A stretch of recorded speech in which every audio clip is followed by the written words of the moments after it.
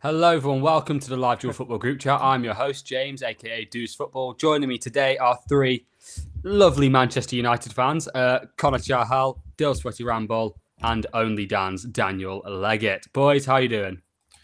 Oh, good, man. Happy to be here. No place I'd rather be. Excited to shoot the shit with you fellas, as always.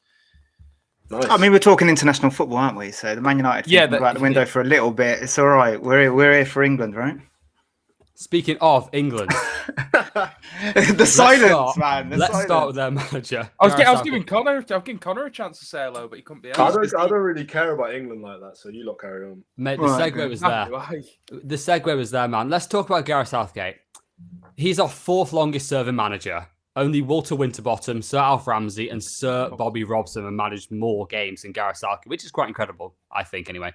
Only two managers have a better win percentage, Fabio Capello, and can anyone guess the other? Sam Aladici with one win against Slovenia or something, wasn't it? Yep, Adam Lallana goal. Sir Lord Big Sam has a 100% record for England. That will never die. For our die. generation, Gareth Southgate has probably managed the most interesting England side, and no doubt he'll take us into Euro 2024. But should he take us any further? And really, would your opinion change if he wins the Euros, Dan? Yeah, I think I'd be foolish to say no to that question. I don't dislike Southgate. I am one of the ones which I thought he should have went after the penalty shootout against Italy, if I'm honest. I get he deserved or he earned his right to go to the World Cup. Completely get it. It's a little bit of an emotional decision rather than a pragmatic footballing one, objective one, if you like. But I understand it, and I didn't mind that he took us to the World Cup. The fact that he's still our manager now really bothers me. And I do believe, and everybody who defends Southgate says this, and every single point I agree with. No one's made us like an England team as much as he has. Correct. Nobody's brought the group together as much as he has. Correct. Nobody's put a system in place where people are, instead of avoiding international friendlies, are desperate to play for England.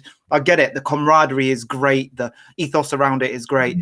But that exists now. He's done that. That is there. This England team, this group, the way that they work off of each other, the way they like playing with each other, that won't disappear if we change the manager. Like, I feel like his job's done. It's just tactically, I wouldn't say he's naive. I'm more pragmatic. I feel like he drives his car in fourth gear when there's obviously a fifth one there to be used. That's how I view Gareth Southgate. And I want England to... I enjoy Gareth Southgate's tournaments. I want to win one, and I don't think he's that guy. No, yeah. I probably agree, Dyl. Sorry, I was going to jump in on that. I think when you talk about the tactics and the football that we play, it's worth bearing in mind that no international team really plays amazing football. Let's be honest; it's usually quite pragmatic. Argentina won the World Cup, got obviously some fantastic players in there, the best player on the planet. You couldn't really look at their tactical setups in some games and go, "Wow, that was amazing." No international teams really do that. It's more about pragmatism, making sure that your defense is strong, because in knockout football and big tournaments that only come around once every 2-4 years, you have to try and get errors to a minimum and try and concede the least goals possible. So I don't really blame him in that aspect with the football, to be honest. I've never really been Southgate or Southgate. I just didn't mind it. I was enjoying the vibes with the team and stuff and how we were doing. But obviously, it would be nice to see this England team given a little bit more of a license to do stuff and see the attacking players shine and the way that we know that we can. And there comes a point, which I've said before, I feel like we've been that battered and depressed as England fans that we're willing to accept anything just better than mediocrity right now, which is, quarterfinals, semi-finals, good harmony and atmosphere around the place, that we've not had that in our lifetime as England fans, and neither of most people, probably even in the 40s and 50s. So, I get why he's got that little bit of wiggle room to kind of do what he wants, say what he wants, because we've never really had a manager this successful, even though we've still not won anything before. But with this squad, there's going to come a point where, with the amount of talent we have, the harmony we have, everything, we need to win something. Because everyone said the golden generation in the 90s, noughties was a waste. This will be a much bigger waste. And these players are still young now, and we do need a manager to get us over the line. And then obviously, I don't know what your other questions are, James, but then there's questions of who we get in, and who you realistically can get for internationals and stuff like that. So it's a big decision, really. I don't really agree with Dan's point on the atmosphere thing around the place. I think bringing a manager in that it doesn't have those same kind of qualities man management wise as Southgate could really affect that.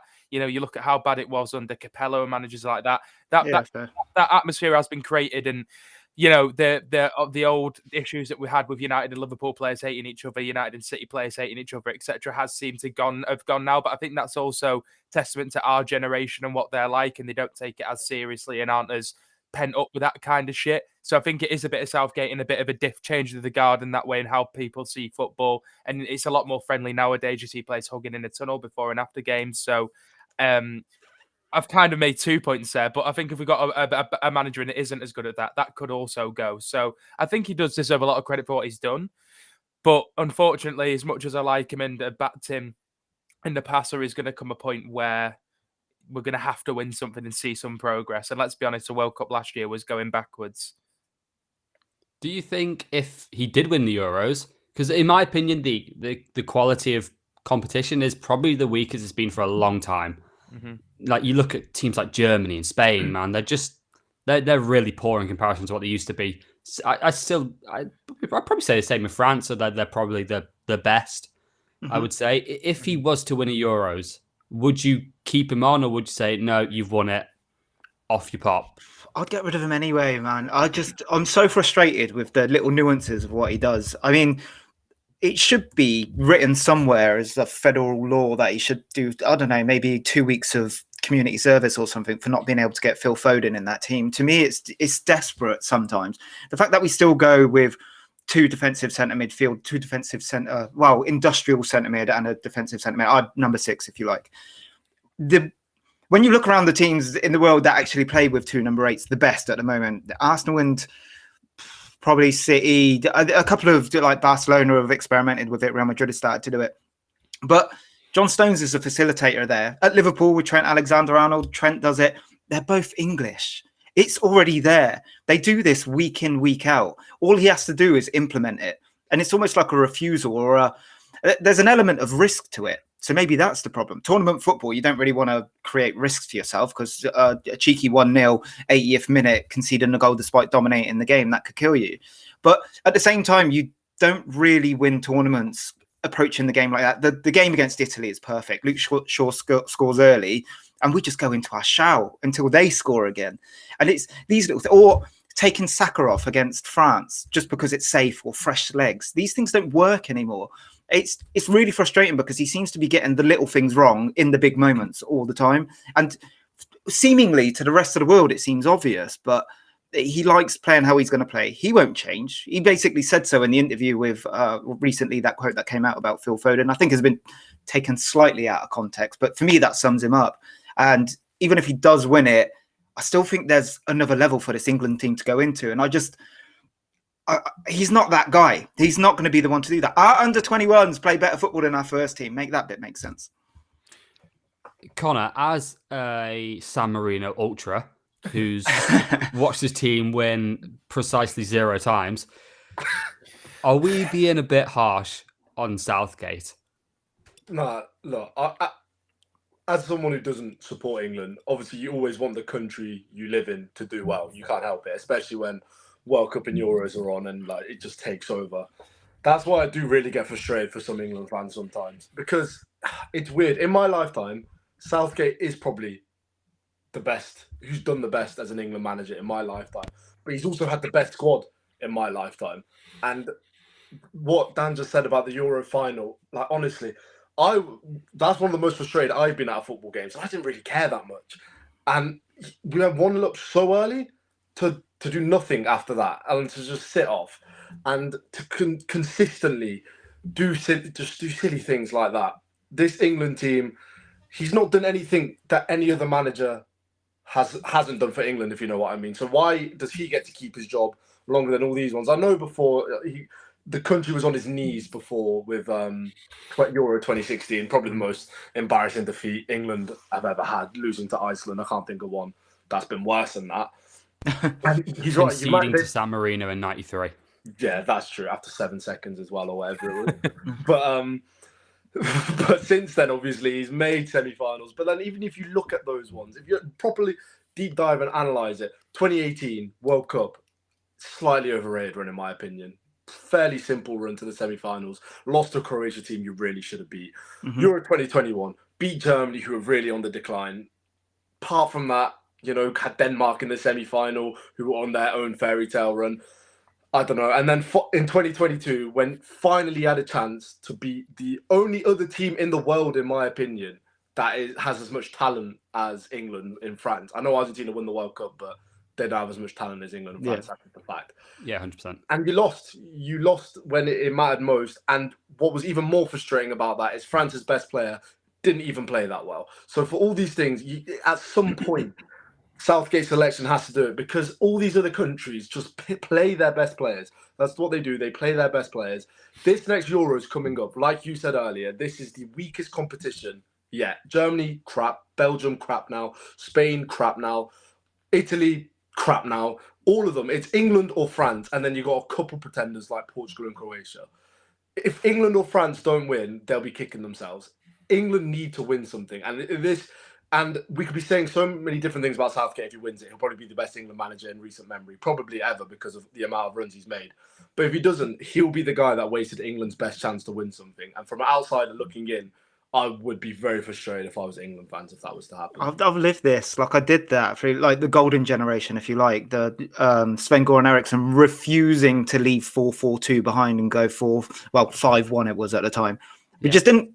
We take too long to adapt. It's almost like we're scared to be the evolution of football, but the players are in the squad are evolving football at their clubs. It's not like there's this big transition needed. These guys are used to it week in, week out. You've even got players like Luke Shaw, comfortable playing left centre back, no problem. Ben White can come in. He's absolutely fine there. Kyle Walker comes in. He does it every single week. John Stones likes going out. Trent likes going out.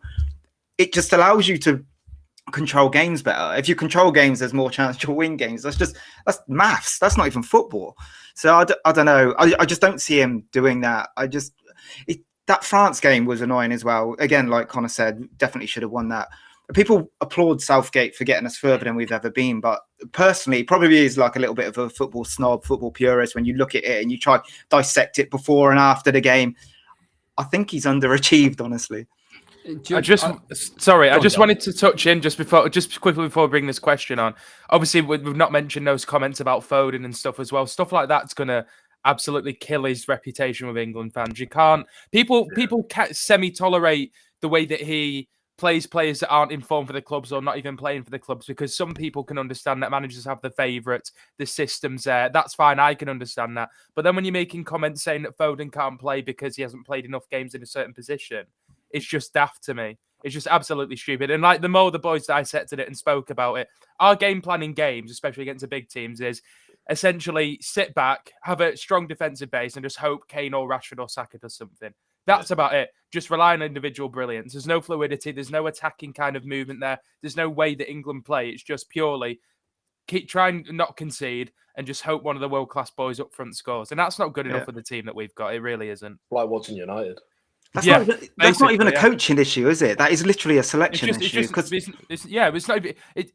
coaching isn't anything, though, is it? It's just good vibes, strong defense, and hope. It doesn't really need to be. When you think of the core players in this England team, like I've said it a few times now, I don't want to keep repeating myself, but the fundamentals are there for these guys. It's not nothing new. You don't have to force Jordan Henderson in, stick Bellingham on the left wing to get Maddison in. He's trying to force his own system on the players that don't generally play this system in order to be more safe than expansive. Mm-hmm. Why, when you've got the best team in the world? So something I worry about, and I'm going to transition onto a question we've just been given by Will. You look at Germany after, I think it was Euro 2000, they had a horrendous Euro 2000, and then they had a Dash reboot, which brought them on to winning the 2014 World Cup under Joachim Löw as manager. Like he was brought in to win that World Cup, and he's manager there for donkey's years.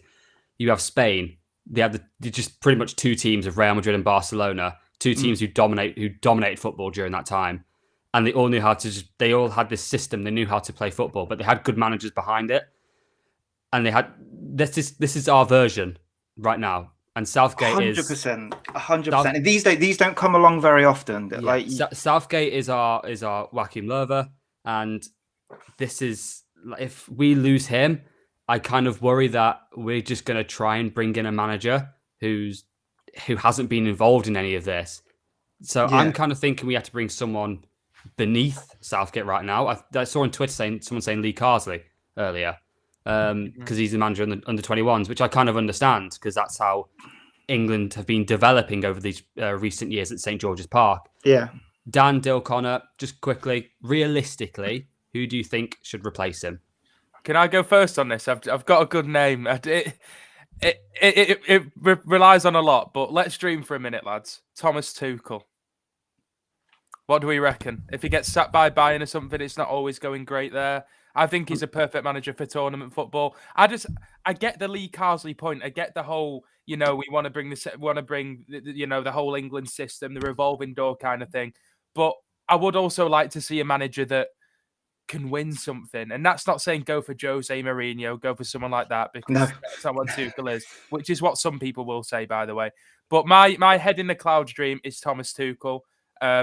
My realistic one is probably Lee Carsley, just see how he does, plays a better brand of football than Southgate. But one person I do not want is Graham Potter. I do not want Graham Potter anywhere near that England team, ever. He can't manage big personalities. He's an absolute cock of a manager. I like him, but he won't be able to handle it. The pressure, he won't be able to. So no, just not Potter for me, and I'm fine. But ideally, Tommy Turtle.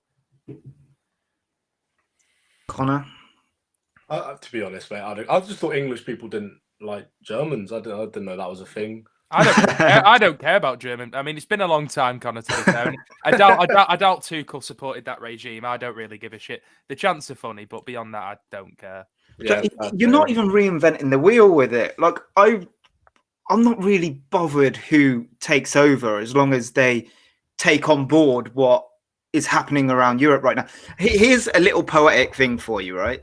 Oh, God. There wasn't that much too dissimilar from the Barcelona side when Spain were the best team in the world with Xavi, Iniesta. The fundamentals were there. They play similar football, similar brand of football, a couple of different personnel, but they kind of used what their club teams were doing and they implemented it in the national team. And then there was that Philipp Lahm Bayern Munich team, which oddly Pep had an involvement in again, just like the one before. And that German side and that Bayern side, very similar again. Shock horror. There's a lot of players which are in both sides. So why wouldn't you use that? England and this Man City side couldn't be further apart, and it hurts to watch sometimes. Yeah, but but not every top team in the league plays like that, and Man City don't have a fantastic core of English players at the same time. Yeah, but you could. I mean, it's just the basics of it, though. Like, there's Ben Wyatt, Luke Shaw, John Stones, Trent Alexander-Arnold, Phil Foden, Jack Grealish. I've just listed 6 players straight away who are very used to a similar style. United don't play a 3-2-5. We never have. Who have we got in the England team? Maguire and Rashford. Shit, but then the only other one is Shaw, but he can play in a 3-back and a 4-back on the left. Yeah, so, no, I get your point. I just don't fully think you can fully relate it to the Spain and Germany. It's not going to be Spain to Barca wasn't perfect. Germany to Bayern wasn't perfect. I'm just saying the fundamentals were there, and they were able to. I mean, it's something that they're used to. It's muscle memory. It's what they don't need to adapt going from national team to club side. It's just a more seamless transition. You could just still work with it. The skeleton's there. He refuses it. The skeleton's in the bin behind him. He's doing his own thing. Okay, Dan, we're going to move on. Who would you have as manager? I'll take Carsley. As long as the system's implemented, I'd give him a shot. Why not? I didn't even know Lee Carsley was under 21 manager. His daughter went to the school near mine, and I'm fighting demons trying not to talk about her, so we should move on. Connor, who would you go for quickly? I will go with Pep. No, I'll go with just take Lee Carsley then. Stay shit. It's exactly. Pep's only 10-1 to be fair, so. Fair enough. Connor, do you want some questions? Oh shit! Yeah, go on then. We've got a timer. That's the question. Wait, how long do I have? Yeah, 60 seconds. Yeah. Why is he? He's already started it. Okay. You can reset. Oh, there we go. Nice, We're on old. nice. We're on old. Connor, you can start in 3, 2, 1. Which championship club are known as the Terriers? Huddersfield. Name one of the 2 players to have scored exactly 4 goals in the Premier League this season. Exactly 4 goals in the Premier League this season. Am I allowed to skip and come back? Yeah. What club did James Milner join after leaving Leeds? Villa? In which stage at the World Cup 2022 were Argentina not given a penalty? Fucking all of them. Round of 16. No, they did have one in that. Fuck me. When didn't they have a penalty? Fucking frauds. They had one in every. I'll just go round of 16. I think they had one in fucking all of them. Okay, career path question. Played for Man United, QPR on loan, Cardiff City, Middlesbrough, Nantes, and Gremio. You should get this. Come on. I'm going to go back to question 2 and just say Haaland, Clay-Shaw. Connor, mate, you only got 2. Oh, can I try that last one? Yep. I wasn't listening to the last one because I saw the It was time. Fabio, wasn't it? Yeah, it's Fabio. Cardiff, Evan Ferguson and Mbermo scored exactly 4. Okay. James Milner joined Newcastle after Leeds. Oh, cool. Newcastle? I would have gone Villa for that, to be fair. That's Yeah, really round of 16, Argentina didn't get a penalty. So I got that one okay. right. Yeah. I thought when the Milner one come up, I thought that's easy. That's Newcastle, and then you said Villa, and I thought, oh, it might be Villa. So Yes. Last one, if I was given 10 more seconds, I would have got. But apart from that, the other one. Yeah, fair enough. We just mentioned who did we just mention? James Milner. Now his former teammate Virgil van Dijk is a little bit out of form. Well, according to some people, in his last 3 games, he's been sent off and given away a penalty for handball. Now, in my opinion, from a Liverpool fan perspective, and bear in mind, I've said that I think he's finished, right? But his first 2 games were actually quite good against Chelsea and Bournemouth. But football fans, their opinions change very quickly, and these incidents haven't helped. Connor, what are your opinions? Because I know you like the Netherlands. What are your opinions on Van Dijk's current form? Van Disney, Van Day Today. Nah, he's actually still very good. People don't understand that he went the Pickford challenge. That he should have got banned for quite a while, I think. People don't understand how hard it is to come back from an injury like that and still be at the same level. And he wasn't at the same level. Let's not take the piss. But that doesn't, because he set such unreasonably high standards, people seem to think he's shit and finished. I don't think that he's an amazing centre-back, but he's still on that good level. As you said, against Chelsea, I watched that game. I thought it was quite good. Didn't watch the Bournemouth games. Not going to pretend to comment on how he played in the Bournemouth game. Didn't watch it. Newcastle, I think he deserved the red card in the Newcastle game. I agree. Yeah, fair enough. I thought you weren't going to agree on Last that man, one. wasn't he? Yeah, fair enough. But nah, and when he plays for Holland, he's always all right. You know, I don't mind Van Dijk. I mean, he's one of the very few Liverpool players, probably the only Liverpool player that I don't despise. Him and Alisson, I actually don't mind. So you know what? I'm a stay impartial and say Van Dijk is not a finished product. He's not Van Disney. He's not Van Day Today. He's just not as good as he used to be. Dyl, I don't know if you agree or disagree. Yeah, so it was kind of me that came up with this topic, wasn't it? So I guess, you know, it's kind of my fault for this. I'm not saying he's finished. He obviously is nowhere near the same level which he once was, which is obviously massively down to the injury. And he's not a robot, so I don't expect him to be like that.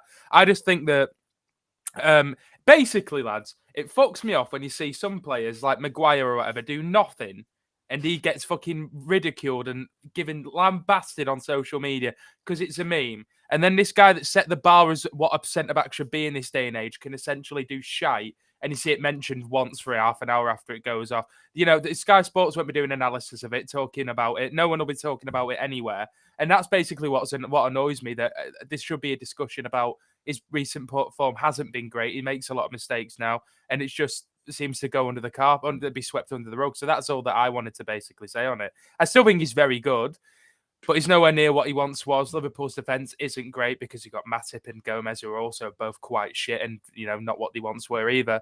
But I just think there needs to be a discussion about the drop-off that he's had, and he's still seen as, you know, people put him above Vidic, Ferdinand and Terry in all-time centre-half Prem debates, which for me is absolute bollocks.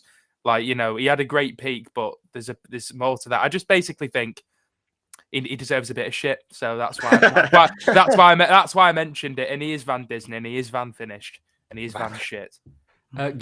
Ina says Maguire has literally been better than Van Disney for the last 365 days. Probably because Van Dijk has played. Yeah, but you could say Maguire doesn't play for his club side. Put him in the World Cup. You know, you'd think he's prime Beckenbauer, mate. It's got to be. Hey, look, Van Dijk missed a penalty in the World Cup, so finished. Absolutely finished. Dan, should Liverpool be looking for a Van Dijk replacement, or shall I say a Konate partner? Nope. Van Dijk's absolutely fine, man. His levels have obviously dropped off, but there's so many different little intricacies that you can look at when you're trying to judge a player. As an example, Man United first 2 games, centre mid at sea, and I see people online, even in the studio, trying to analyse what the centre back should do, what decision they should make. Ultimately, if you've got that much green grass to defend because you're a midfielder at sea, there's more chance that you're going to make a mistake or make a wrong decision or be ran past or close down the incorrect man. Like, these little things are just things which can be clicked up online, posted, and it's like, oh, all of a sudden he's had a terrible game. I think one thing that does go in Van Dijk's favour is Liverpool's midfield was all at sea last season.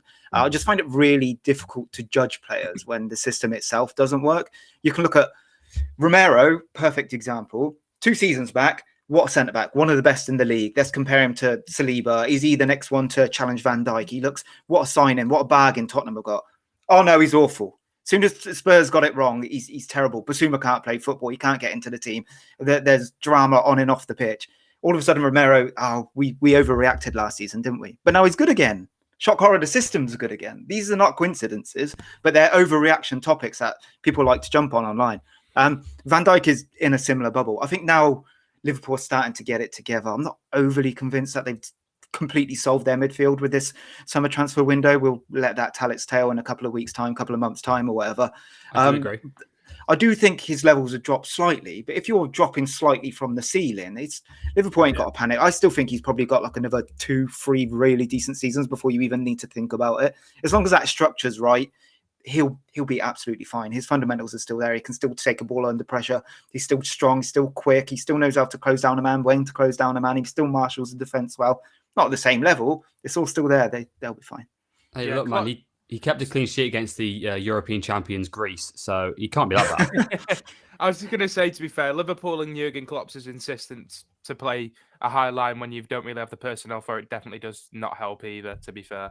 In terms of his Netherlands form, I've seen highlights, but I mean, every defender looks bad in highlights because all they show is the attacking bits, don't they? They only show the chances, and when there's a chance, there's a mistake at the back. If every game of football was played perfectly, the handball was very unfortunate because he's going for a header and someone else heads it onto his hand. Like it's handball. It's never intentional, so it's a bit unlucky. But going from a pretty poor international break, has anyone caught your eye this international break in like a good way? Like Bruno Fernandes was incredible against Luxembourg.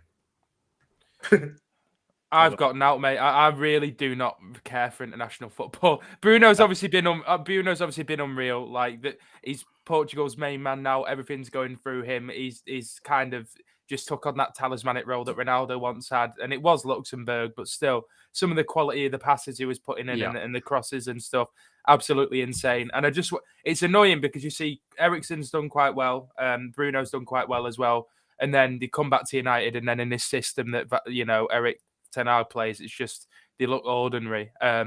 But yeah, Bruno's been really good. But we all know he's fucking good. He's world class. He deserves to be rated. Just because he looks a bit like a rat and can be a bit of a knob shouldn't detract from it. He's fucking brilliant. But apart from that, I've gotten out for you. Sorry, lad. What about your favourite player, McSauce? Oh shit, yeah, Scotty McSauce. I made a video on him for fuck's sake. Top scorer of the Euros, mate.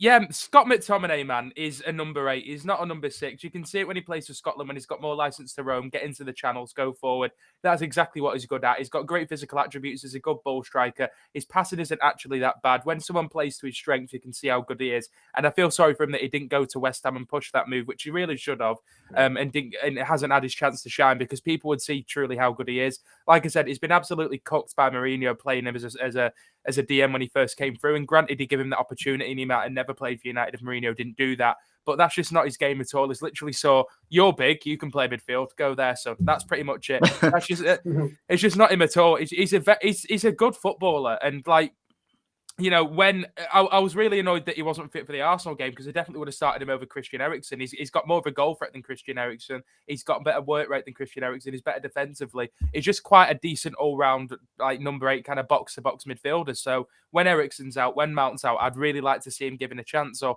possibly, dare I say it, even if Bruno's out, playing further forward for a cup game or something and see how he can do. He definitely deserves his chances at United, and hopefully we've kept in and rejected bids for that reason. But yeah, I'm a McSauce fan. I actually don't mind him. I've always preferred him to Fred. So yeah, I want to see him given chance at United or be able to go somewhere where he can truly flourish like he has at Scotland, because he's wasted on United's bench. He's too good for a bench.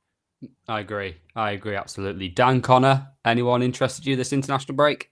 Berardi, Lazardi, Nani, all of them. Are these Sam Marinese players? Oh, they're all Sam Marinese players. Mate, they wouldn't be Italian players after their 1-1 draw. Like Macedonia, we became the first team eliminated, actually, from group stage contention. Oh, well done, man. I had you going through as well. You first at something. Yeah, I mean, we'll take that. Liechtenstein were like 5 minutes after us. We can't catch a break. I'm more like, with the Euros, I'm more look at teams and players. Like, I just like it when, like for instance, Albania are top of their group. Shit like that just kind of interests me. Like Moldova might go through, Kazakhstan might go through. Yeah. All of these teams might be. Mate, that Kazakhstan group is incredible. Yeah, it's crazy. That's our group. But yeah, we're not contributing much to it. You are. You're giving them a lot of goals and goal difference, mate. If it comes down to goal difference, you'll have a massive say. Yeah. We don't lose by that much, you know. We only lost our last 2 4-0, and I predicted 4-0 in both of them as well. Only. Congrats, man. Man United away from home. It's just one of those things. Like, this is, I mean, it can tailor back slightly to the Van Dijk conversation and Romero, if you like. It just goes to show you. Dill's been talking about how if you play McTominay in the right system, in the right yeah, but McTominay's on a different level to players like Van Dijk and Romero, mate. For sure. He's better. Yeah. But that's the thing, that I don't think McTominay's ever going to get a look in at United, just because the perfect situation for McTominay is probably a team which like to work in transitions, work hard, and he's the number 10. Like, he's not going to replace Bruno. If you want to see the best version of McTominay, that's how you see it, and that's what he does at Scotland. So that doesn't surprise me. Euros don't really pay much attention to individuals. Seen a couple of highlights, extended highlights of different players. Szoboszlai playing a little bit deeper. That surprised me, to be fair, because I didn't think he had that in his locker. He looked very good coming in deep. He's just a very good technical player. I just didn't know whether tactically he'd be comfortable there, but he seems very comfortable. Eriksen looked good. Bruno, like you said, looked good. So there's a couple. It's more about the results with the qualifiers. I mean, you've already touched upon a couple of the groups that have got some interesting stories lining up. They're the ones that you look at further down, but not really too many surprises. Dyl, do you want some questions? I would love some questions, mate. You've only got 2 to beat. Yeah, if you don't beat 2, Oh no, not like this, not like this. No, let's just get let's just get into it. Let's just get straight into it. Okay. Which League One club are known as the Addicts? Charlton. Who did Tottenham sign Son Heung-min from? Bayer Leverkusen. The first time Aston Villa signed Ashley Young, who did they sign him from? Watford. Besides Kylian Mbappe, who is the only other player to score a hat-trick at the 2022 World Cup? Fucking shit a brick. Right, I'll come back to that one. Okay. Career path question. PSV Eindhoven, Man United, Lazio, Milan. Oh, shit. Oh, I got it. Yep, Sam. Yep, correct. So you got 24 seconds on the hat trick. On the hat trick. Other than Mbappe? Yeah. Right, fuck. Okay. I really do not know. It's going to be some rogue shout, I reckon, isn't it? Sort of. Yeah.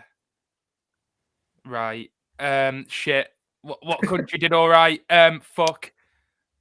I've no idea. Pessy. I don't fucking know. Hat-trick of penalties. Gonçalo Ramos. Yeah, I was never getting that, but his knob looked quite nice on Twitter, so good for him. Dyl, he scored 4 out of 5. Come on, we take that. Did he get the Addicts right? He did, yeah. Was that correct? Yes, I thought it was Wigan. Did he get it right? I thought it was Wigan, bro. They're Yeah. You know. I would have got that wrong. I thought you fluffed it on question 1, but yeah. Nah, could never be me. Could never be me. Just quickly, I want to actually look ahead to Euro 2028 because I think this is quite interesting from our perspective. So right now, the 2 confirmed bids have come from the UK and Ireland and Turkey. However, they have recently expressed interest in combining with Italy, the well-known next-door neighbours. To me, that's a good thing because that just makes you think, okay, Turkey can't do this alone. And UEFA are probably looking at that and saying, no, Turkey and Italy, that's just stupid. But that was in late July, and seemingly nothing has come from it. So by the looks of it, we actually might be getting the Euros, even after that Euro 2020 final debacle. Literally 10th of October, UEFA will make their decision. And like I say, I'd be surprised if we didn't get it. Yeah. The 10 UK stadiums that will be used if the UK and Ireland win the bid are as follows. Wembley Stadium, the Principality Stadium, Tottenham Hotspur Stadium, Etihad Stadium, Everton Stadium, the new one, St James's Park, Villa Park, Hampden Park, Aviva Stadium and Casement Park, which is a bit annoying because Northern Ireland use Windsor Park normally, but this is bigger. Noticeable omissions there include Anfield because the pitch isn't big enough and Old Trafford because it's a dump. Nice. I'm not lying here. It's a nice spread of stadiums, in my opinion. There's literally very quickly. Let's just rank them from top to bottom. Rank them. Can I get them back up on the screen again? I don't even know what half of these are. Huh? Well, some of them. I don't know what the fuck a Casement Park is. It sounds like some kind of fucking port or something. I believe it's the Gaelic football stadium, but it's right. Well, that's going bottom then because that's not a real sport. I think Tottenham Hotspur Stadium's the best out of all of them. Right. Okay. Are we ranking it individually or together? No, we should do it together. Yeah, together. Okay, so what we going 10 for? Are we going Casement Park? Go Casement Park. It's definitely Casement Park. Well, let's go bottom then. Yeah, okay. Because even Northern Ireland fans don't want it there. They want it at Windsor. All right. Yeah, cool. Right. Okay. Then after that, I don't know. I quite like Villa Park. I've been there. I quite like it. It's got character, hasn't it? Yeah. Shall we just put Everton Stadium second last because it's not even built yet? Yeah, we've not even seen it. Yeah, that's true. Fuck them. They're running out of money probably. It's good. Yeah. Let's put Everton ninth then. Here we go in 8. Should we go Scotland just to piss the Scottish off? What do you reckon? It's such a good stadium. Yeah. Fair. Put Aviva Stadium third last. Fuck them. Yeah. Okay. Yeah. Fuck them. They don't even want to be part of our little thing, so they can. It's an ugly stadium anyway. I think. Yeah, it's not like very. I don't like St James's Park, but I'll let you lot choose the next one. Right. Yeah, I've never been. I was tempted to say. I don't know. Do you want to go St James's Park? I don't mind that. I don't hate it. I'm just saying. I like St James's. It's a good stadium, man. Especially when it's full, it's good, and if you feel closed in, even when you are like touching clouds. Yeah. Okay. Should we go? So what have we got? Should we go the Etihad? The Etihad's a bit shit. Yeah. Fucking hell. Why is it so high? Yeah. Let's go Etihad then. So that leaves us with what? Spurs, Wembley, Principality. Principality is a lovely stadium, man. I've been there. It is. It's good. It is good. So easy to get into and out to as well. Yeah. Right. Okay. Villa Park's nice, but this might be. Yeah, I think that's fair. It's got character. It's a nice old ground, but yeah, facilities wise and stuff, I am surprised because it is. I've been in the away end there, and it is a right shithole. I think they're just trying to spread the stadiums out and like. Oh yeah, it's the Midlands one, isn't it? That's what at least they've got one. Yeah. So we'll go Villa 5th then. I think it was Wembley, Tottenham Hotspur, Hampden Park, and the Welsh one. Oh yeah. Okay, I've never been to a couple of these, so. Yeah, put Hampden 4th. I love the stadium, but we're ranking it based on so many things other than historic and like good atmosphere historically and a good place to go. The physical stadium 4th. Okay, then I reckon Wembley 3rd. You know, I think we've overrated Wembley. I'm not a massive fan. But I think it's because I've been there so much. It's just a bit boring now. Yeah. I've never really enjoyed it when I've gone. It's mega expensive. It's a shit. It's a pain in the ass to get to and from with the tube and traffic and stuff. So Wembley 3rd, and I think it's lucky to get there. To be honest. What's it? Principality, then Spurs. Then Spurs. Yeah. Spurs have got a cheese room, so they should finish top anyway. Yeah. Okay, so the quick ranking was it Casement Park 10th. Yeah. Everton Stadium 9th. Aviva Stadium 8th. What else? What was 7th? Etihad maybe. Yeah, Etihad 7th, Villa Park 6th. Yeah. St James's 5th. Is it Etihad 4th? Hampden 4th, sorry. Hampden, Wembley. Hampden. Wembley, Principality, then Spurs. Yeah. Spurs. Yeah. What a clip that's going to make. Fucking hell. Well done, boys. Good luck, Gareth. Good job, lads. We can just stay on and read it out again at the end. Yeah, just read it. In 10th, we've got. Yeah, I think that'll probably be better. What the fuck? What's Gareth? Is that some kind of food or something he's put in there? See what I'm going on about? Pretending he's Irish again. Yeah. Let's go from professional football to a charity event, the Sidemen match. I didn't watch it. You boys did. Well, you boys watched some of it. What did you enjoy from that match? Because it was quite interesting. There's some funny moments.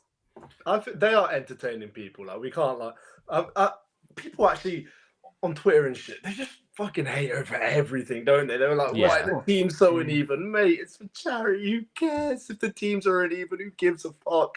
The one thing that would be fun if they just put either 2 good keepers in or 2 shit keepers in. Yeah. KSI was actually quite decent in goal, whereas that XQC obviously never played football before in his life. I think the keepers need to be even.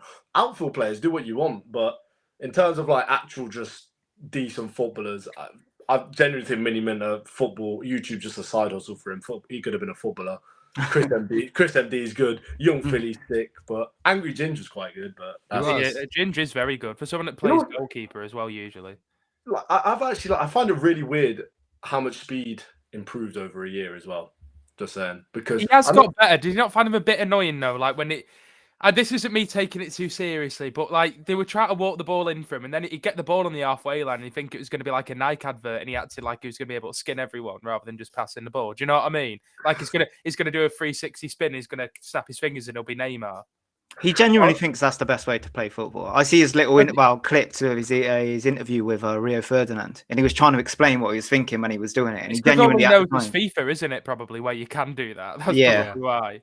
Yeah, he definitely has improved. Like his ball carrying's a little bit dodgy, but when there's a little bit of space to run into, that guy can run. He's quick, man. Yeah. Never did I think I'd hear I show speed and ball carrying in the same sentence. Yeah, we're micro-analysing this. I think the keeper one's a good point. Now, I would have liked to seen like 2 actual good keepers, like Big John and someone like that.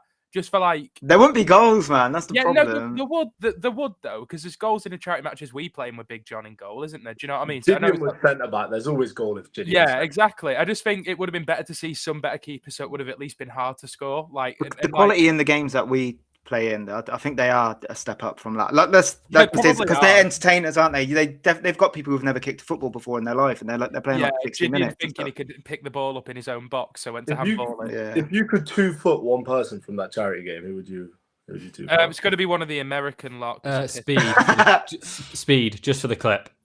Right. Who do I find really annoying in that? XQC, I feel like he doesn't deserve it. He just seems like a nice guy who doesn't get out much, so I probably don't want to touch him. I don't know, that they all seem. He's probably got a GF though, to be fair, Dyl. Yeah, there's not really a bad egg. They intentionally pick them because they're good people. Like they wouldn't be part of the Sidemen lot if they weren't like at least likable, like as a human. You know what I mean? I'll probably go Gideon just because he's American, bit loud, and that is like cliche American, and he's a nice he's funny, but they do get on my tits sometimes. So I'll probably go Gideon just to give him a good old Brexit lesson. I'll 2-foot Mr. Beast, help him up, say sorry and everything, like be a really good person, help him through his recovery and everything, and then become one of his good mates and secure the bag. I'm sure that's how it'd secure in that bag. Yeah. Just give me KSI, man. Just a little bit of humble pie, just once in his life. He deserves one now. It did annoy me how he rolled over the line. To be fair, I thought that was a bit extra. Like he's definitely done that on. He's done that. I get like try to let Speed score and stuff. Like I think they were trying to give away a penalty and that for the entertainment. I love that. I wanted to see him score, but I think rolling over the line kind of is a bit too much. I think it is about the entertainment, isn't it? That's what it is. Oh yeah, they just did you see it when fucking a Speed goal that stadium would have went. Yeah, nuts. Before his penalty when like Speed and Kai Cenat were like jumping up and trying to fly kick KSI. It's so funny. They're all squaring up to each other. Yeah, that's what I mean. That's entertainers. I see a lot of people online that don't really understand the YouTube, our world, if you like. Our world, listen to me. But they get so angry about like, who are these people? Why don't you put real celebrities in? Like, bruh, it's for charity. They raise more than what Soccer Aid did this year, and it's just better, isn't it? Like, it's just for a different audience. It's mad how much hate a charity event can get. Yeah, fucking people are weird. Yeah, people deep it too much, but yeah, it was enjoyable, man. It was good. It was cool, by the way. Enno's mentioned that it was cool for Ethan to get a goal, at the London Stadium. It did come from Gideon thinking he could play basketball, but it was still a nice finish past the highly rated goalkeeper that is XQC, and his celebration and stuff. You could tell that meant a lot to him. So I was glad he got his goal. To be fair, and I think it's just first goal of the game as well. Harry's finish was good as well. Did you see what Gideon said about that? He said, "I'm sorry, coach. I thought I was in the box." Yeah, he thought. Because Nico Omilana, I think, told him that he could pick the ball up if it was in his area. So he's gone to do it, realised he's not in the penalty box, and gone, "Oh no, I have to leave it." Fucking brilliant, man. I don't get how you like. I get it's a charity, but like I think I'm playing in front of 60,000 people. I'll at least Google what football is. Yeah, learn the rules a little bit. Yeah, like Kyson didn't know the offside rule, did he? Yeah, well, Speed didn't in the first half, and he did the didn't. exact same thing last year. And he's like, my man's Marks told me in the changing room, and he's like, right, he says needed the whole team talk has been all the English lads explaining the offside rule to the Americans. That's literally it. The Americans love an offside, man. It's like that's what they came for. They just want to be offside. I'm glad they brought it back though. It's meant to watch. Even as I'm 25, I still grew up watching all of these lads. There's people from the ages probably like 10 to 30 odd, honestly, that find it entertaining and want to go and watch it and see it. And it raises a lot of money, and it's cool that they're doing it every year and stepping up the grounds every year. If they keep it up, maybe they'll get fucking, I don't know, Spurs Stadium or Wembley one day, something like that. Because it always sells out no matter where they go. This one sold out almost instantly. So if you like, if it was on for a month, Wembley would go. It was the Wembley Cup as well. Yeah, that was very empty though, wasn't it? Because that was very early football and Boxing Days. That was so good to watch, apart from Jeremy Lynch being a massive twat. But yeah, they could definitely do that. Obviously, they'll be able to pull the strings to get it, but I think they'd want to fill it. But like Spurs' stadium or Wembley or something like that would be class. Dan, do you want some questions? Want them? I'll take them.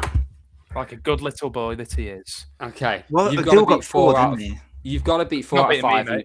Please either don't get 4, just don't get 4 because I want to go watch the football. I'm not getting 4, just to put your mind at rest, but we'll give it a go. We will be there. Okay. We'll start in 3, 2, 1.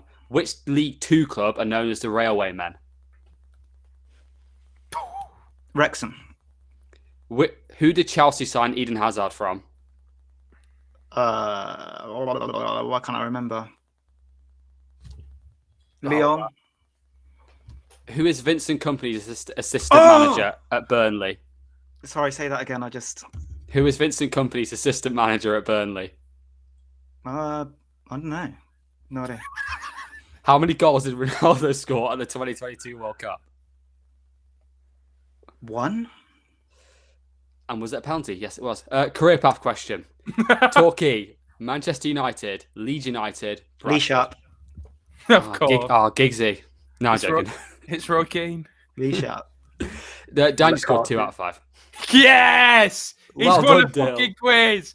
Get it. Well done, Dyl. The ones you got wrong, the Railway Men are Crewe Alexandra, Chelsea signed Hazard from Lille, and Kompany's assistant manager at Burnley is Craig Bellamy. Yeah. Is it? Yeah. Why is this not bigger news? Honestly, I genuinely didn't even though you said it now, I was thinking maybe I know when you say it. Not a clue, man, honestly. What was Crewe's nickname? The Railway Men.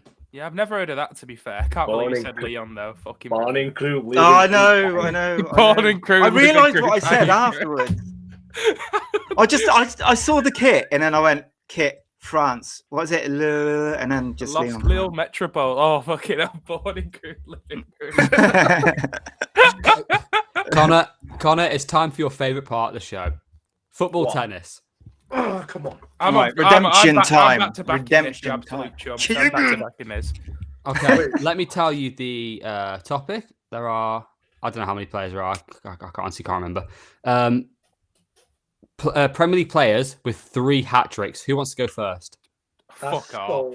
3 hat tricks. 3 or more. 3 or more. Yeah, I'll go first. I'm out after 2 or 3 at best.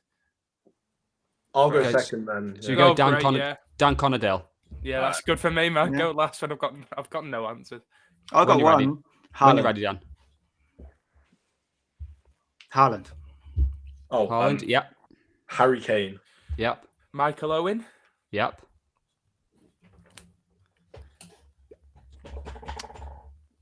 Drogba.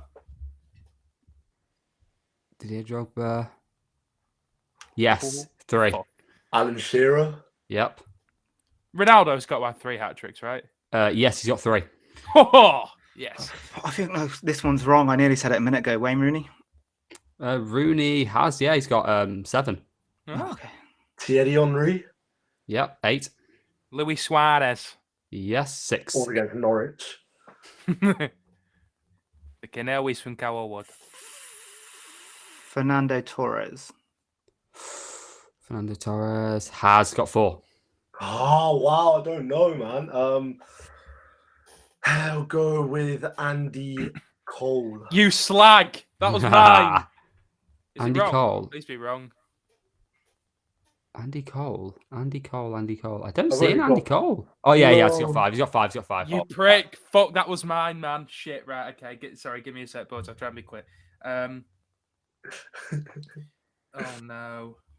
Robin Van Persie. Yeah. Ooh, Cracking shout. God's sake. I've got nothing left. I could do this. This could be it. Go on. You might have it. Hold on. Give me a second. I I won't haven't be got off. anyone. Yeah, you've won. 10, 9, I'm 8, taking my time with this. That's fine. 7. Ruud van Nistelrooy. 6. Yep. Ah. Is that right? Yep. Oh, I don't know. Okay. Now we're in. Oh, Sergio Aguero. Yep. Oh, shit. I was what no was one it? said him. What the fuck? Fucking hell. Oh, I'm really struggling now, lads. Heung-min Son. Heung-min Son, yes. No! Come on! Come from? How? Oh, Wow. this is horrible. You would not expect Son to have done that. I've got 2, and I don't know what one to go for. Give me a countdown. I'll pick one. 10, 9, 8, 7, 6, 5, 4, 3, 2, Robbie Fowler. 1. Robbie Fowler does, yep. Thank piss God for off, that. yeah, Oh, what the God. fuck? Alright. Wait, has he? Yeah, he's got 9. Why? Okay. Why? I'll go with. I think this is where I'm going to be wrong, Still but mine again. I'll go with Jermaine Defoe. Nah, that's got to be there, right? Jermaine Defoe. I feel like Defoe's there. I feel like I have seen his name. Have I? I have it? Oh, yeah, I had 4. I've got 2 here. Has anyone said Sadio Mane? They haven't. Right, I'll go with Sadio Mane. No one said Salah. Sadio What? Mane has not got that. 3. No! Yes! Fuck! I thought I had it, man. on! Shit. Does that mean me and Dan are in the final? Or Do you boys want to keep on going?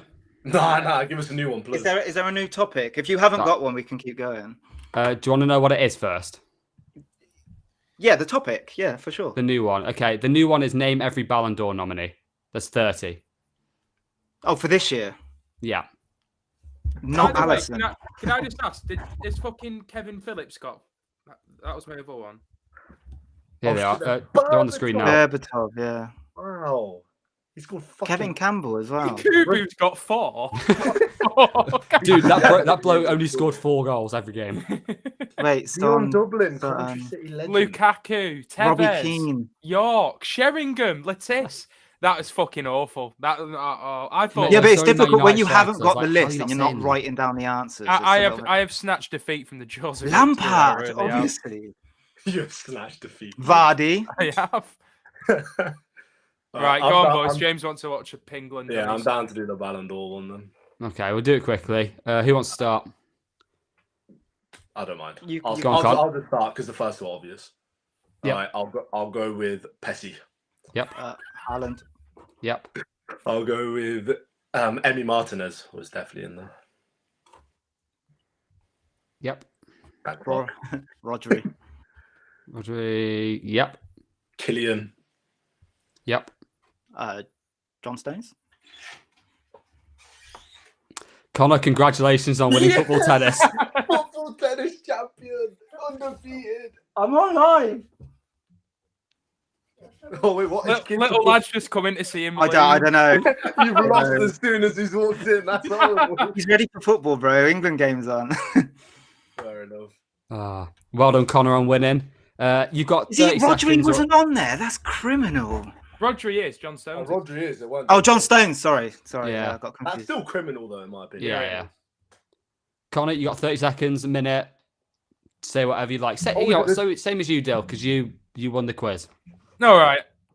Me and Connor should do a joint monster. There's this charity match going on in Nottingham on the 27th of October. Any gyal with fat back that want to partake in some activities, some extracurricular activities with us after the game, we'll both have a winner's medal, even though we're on different teams. You'll have a great night. Just hit us up. Dyl Spotty Ramble on Instagram, Connor Chahal on Instagram, and yeah, Dan will be there as well. He can watch in the corner, so can James. But or any we will be there.